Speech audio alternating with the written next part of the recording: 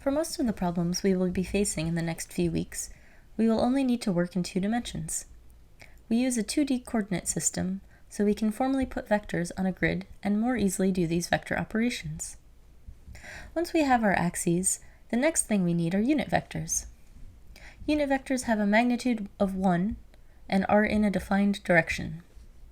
For our normal xy coordinate system, we have I hat in the positive x direction and j hat in the positive y direction.